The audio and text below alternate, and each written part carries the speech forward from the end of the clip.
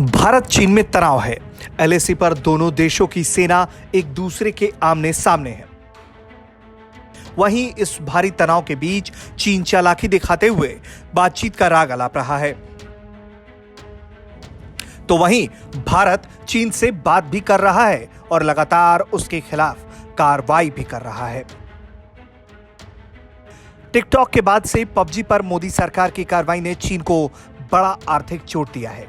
खबर है कि भारत में पबजी बैन होने के बाद चीनी प्रौद्योगिकी कंपनी टेंसेंट को अपने मार्केट वैल्यू में जबरदस्त नुकसान उठाना पड़ा है। महज 2 दिनों में कंपनी को $34 बिलियन का नुकसान हुआ है।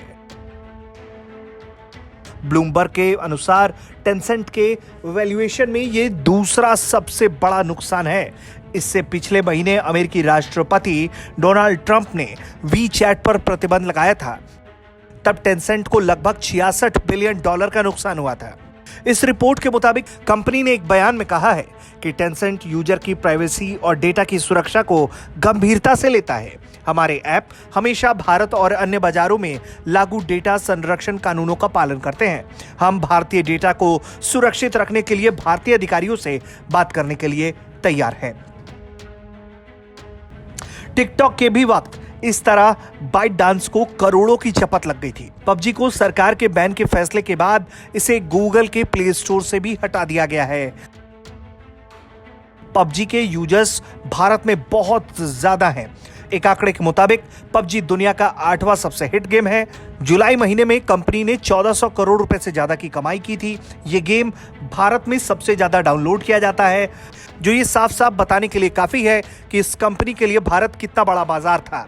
लेकिन देश की सुरक्षा, आम नागरिकों के डेटा को सुरक्षित रखने के लिए सरकार की तरफ से यह कार्रवाई की गई, जिससे चीन काफी परेशान है।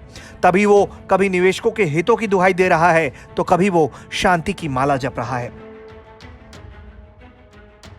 बिजनेस फील्ड के एक्सपर्ट बताते हैं कि कुल 224 ऐप्स पर लगे प्रतिबंध से चीन की कमाई को खासा नुकसान पहुंचा है।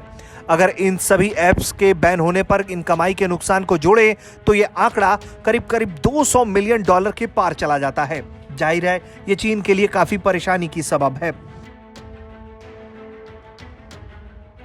अगर चीन नहीं सुधरा तो ऐसी कार्रवाई भविष्य में और भी ज्यादा हो सकती है। दुनिया के दूसरे देश भी भारत के रास्ते पर चल पड़े तो चीन का क्या होगा, ये बात समझी जा सकती है।